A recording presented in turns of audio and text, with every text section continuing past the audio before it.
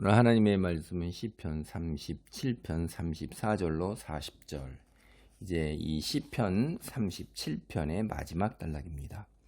시편 37편이 알파벳 순서대로 그 유희, 언어 유희를 이렇게 구사하고 있다라는 얘기를 했고, 그 다음에 37편이 이 의인과 악인의 삶을 대조하는 것이 이제 큰 특징이고, 그래서 그 가운데 이제 그 한 단락이 있고 대조되는 1대1로 대응되는 단락이 처음과 끝에 이제 처음 단락이 1절로 6절이 주님을 의지하라, 낙심하지 말고, 그렇게 하는데 이 끝에 가는 단락이 이제 샌드위치의 위아래처럼 이렇게 있는 것이 오늘 여호와의 도움을 바라고 구원을 소망하라 하는 것. 그래서 이것이 1대1 대응을 이루는 거예요, 서로. 그러니까 유사한 주제로 서로 대응을 이루고 가운데 의인의 집안은 주님이 보살펴 주신다라고 그러는 그 코어 핵심이 있고, 의인은 흔들리지 않는다, 뒤에 가면 의인은 흔들리지 않는다는 게 또 1대1 대응이 되고, 의인은 땅을 차지한다 하는 게 또 1대1 대응으로 앞뒤로 있고, 악인의 음모는 성공하지 못하고 그래서 악인은 망해서 끊어진다는 게 1대1 대응으로 이렇게 해서 나비날개처럼 좌우가 1대1 대응이 되는 구조다, 이렇게 했어요. 그래서 이 끝단락이 이제 처음 시작과 끝이 1대1 대응해서 하나님을 믿고 의지하고 그 구원을 소망하는 것이에요. 34절부터 봅니다. 여호와를 바라고 그의 도를 지키라. 그리하면 내가 땅을 차지하게 하실 것이라. 악인이 끊어질 때 내가 똑똑히 보리로다. 여러분, 이게 이제 다시 의인과 악인의 대조가 처음부터 이 37편 전체가 그런 거라고 이야기를 했잖아요. 그렇죠? 그 악인의 삶이 굉장히 허무한 거예요.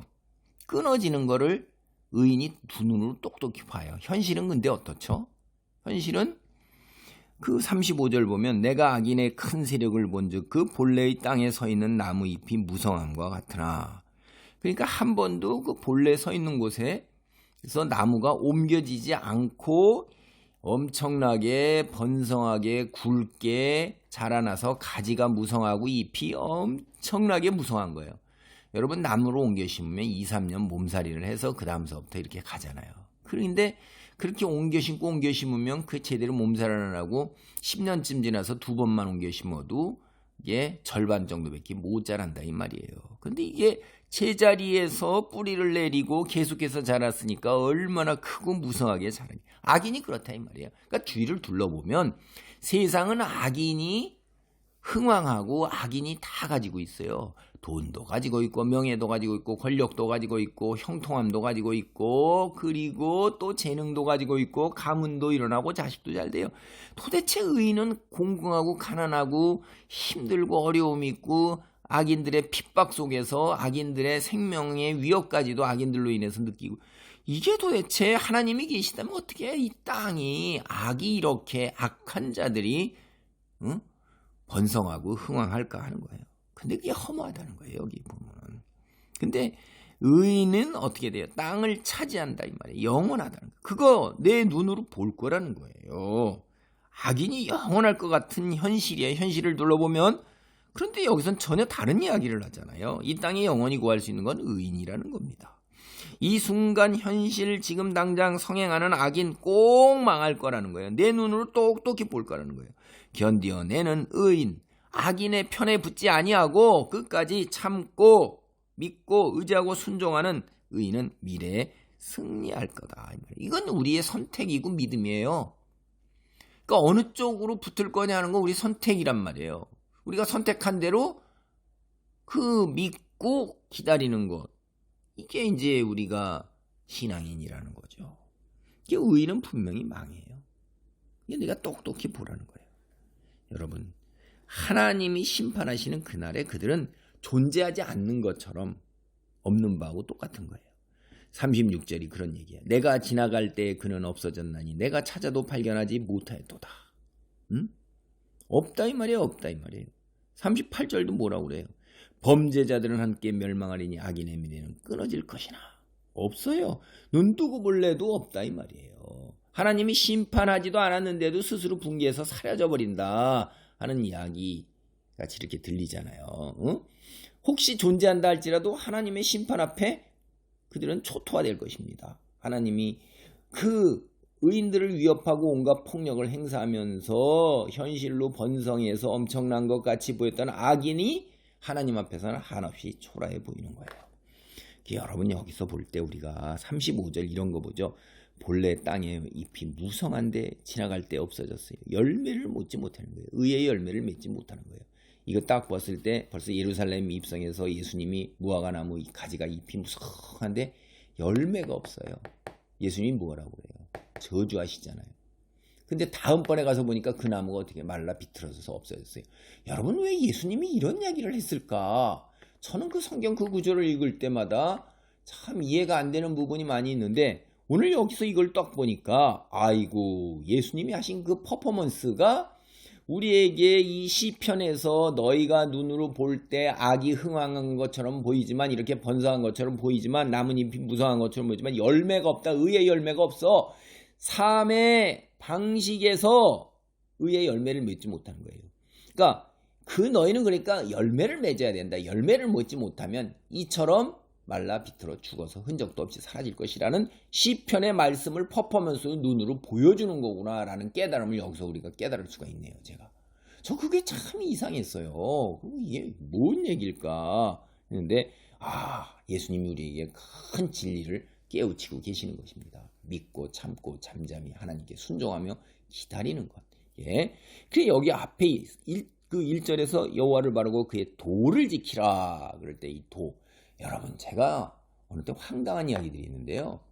버스 정류장이나 뭐 이런 데나 혹은 그 이렇게 대로 큰 대로를 건너가는데 뒤에 또 나오면서 도를 아십니까? 내가 보니까 당신의 뭐 얼굴에 뭐가 이렇게 있어서 참 도를 배워야 된다. 뭐 이런 얘기를 해서 쏘아보기도 하고 전혀 그럼 뒷걸음쳐 도망가는 사람도 있었고 그다음에 아예 그냥 대꾸도 안 하고 얼굴도 안 쳐다보는데 참 도가 뭔데요? 응? 이 도라는 말이 번역이 이렇게 됐지만 이 원어를 보면 여기가 이게 하나님의 그 삶의 방식 있잖아요. 여러분 민주주의가 뭐라고 그랬어요? 존 듀이라는 사람이 삶의 방식이다 그럴 때 그 영어 원문이 way of life예요. 삶의 길. 그러니까 삶의 길을 걸어가는 거. 그것이 이제 여기서 얘기하는 그런 개념이에요. 이게 삶의 방식을 이야기하는 개념입니다. 그럼 민주주의가 삶의 방식이라면 일상생활 모든 속에서 서로 동등하게 자격을 갖고 이야기를 나누고 이해하고 양보하고 조정하고 그래서 어떤 의사결정을 이끌어내고 조정과 타협 안으로 이렇게 하는 거. 그리고 마지막 한없이 갈 수 없으니까 정해진 기간 안에 안 되면 다수의 의견으로 소수의 의견을 무시하지 않냐고 참작해서 같이 이런 게 민주주의의 이제 기본인데 그러면 그 모든 우리 삶에서 이루어지는 모든 의사결정이나 모든 것들이 다 그렇게 이루어져야 된다는 거예요. 그게 삶의 방식이에요.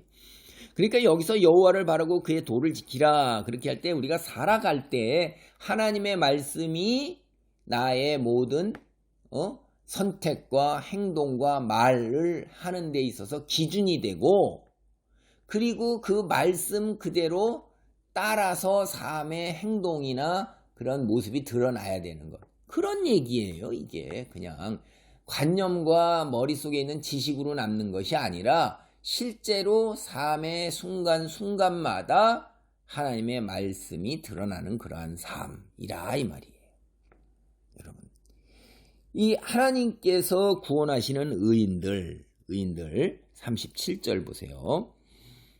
온전한 사람을 살피고 정직한 자를 볼지어다 모든 화평한 자의 미래는 평안이로다. 39절 의인들의 구원은 여호와로부터 오나니 그는 환난 때에 그들의 요새시로다. 여호와께서 그들을 도와 건지시되 악인들에게서 건져 구원하심은 그를 의지한 까닭이로다. 현재에도 의인이 생명을 잃고 넘어질 것 같지만 여호와께서 손으로 붙드시고 그리고 보호하신다 이 말이에요. 그리고 마지막 종말 때에 이렇게 이런 일들이 벌어져서 악인들은 눈을 씻고 찾아도 발견하지 못하는 거예요. 하나님이 구원하실 의인들 삶의 자세에서 첫째로 뭐냐면 우리가 하나님을 굉장히 간절히 바라는 거예요. 소망하는 거예요. 응? 하나님의 그 마지막 날 구원 이거를 굉장히 기대하고 소망하면서 사는 거예요. 삶 자체를 그렇게 산다. 이거는 그 행동을 얘기하는 거예요. 뭐 마음과 지식 이거를 넘어서는 행동이 실제로 삶에서 그렇게 드러난다 이 말이에요. 두 번째는 하나님의 도를 지키는 거예요. 이게 그러니까 처음에 첫 단락에서 앞에서 보면 하나님을 믿고 의지하고 순종하면서 하나님을 그 기대하고 소망하고 바라는 것 이게 이제 주를 의지하는 것 모든 길을 여호와께 맡기고 사는 것 이런 행동 그 다음에 두 번째 하나님의 도를 지키는 것 그러니까 삶 속에서 하나님이 말씀으로 우리에게 주셨잖아요. 그 정해주신 그 말씀의 기준 그게 나의 가치관이고 기준이란 말이에요. 그렇게 살아가는 거예요. 이게 이제 의인들이란 말이에요. 그렇게 될 때 하나님께서 이제 그를 도와 건지시고 구원을 완성하신다 하는 거예요. 여러분이 시편 37편 전체가 다 삶과 죽음, 그 다음에 지혜와 어리석음, 그리고 하나님의 마지막 날 온 현재의 보상과 심판, 악인이 성행하고 의인이 고통을 당하는 세상 속에서의 도대체 하나님이 계시다면 왜 이러한 일이 세상이 이럴까 하는 그런 의문을 우리가 인류가 태초서부터 계속해서 지니고 오는 의문 던지는 이런 질문인데 이런 거에 대한 답의 하나의 답입니다. 이런 것들이 내가 아는 짧은 걸 가지고선 잠깐 눈에 보이는 것 가지고 전부 아는 것처럼 세상이 전부인 것처럼 판단하지 말라 하는 거죠. 믿고 그 다음에 의지하고 너는 그 믿음대로 살고 소망할 때가 되면 소망을 이루신다 하는 것입니다. 기도합니다. 하나님 감사합니다. 그들이 형통하는 것 같지만은 나뭇잎이 무성함 같지만 없어졌고 찾아도 발견하지 못하고 끊어질 것을 분명히 말씀하고 계십니다. 예수님도 예루살렘 입성 시에 무화과나무의 저주가 바로 이러한 진리를 우리에게 퍼포먼스로 보여주신 것을 다시 한번 깨닫습니다. 하나님, 짧은 지식으로 짧은 순간에 사는 하루살이 같은 인생 속에서 하나님의 뜻을 이해하지 못함으로 어리석음과 무지 속에서 경솔한 판단을 하지 않도록 지혜를 주시고 믿음을 주옵소서.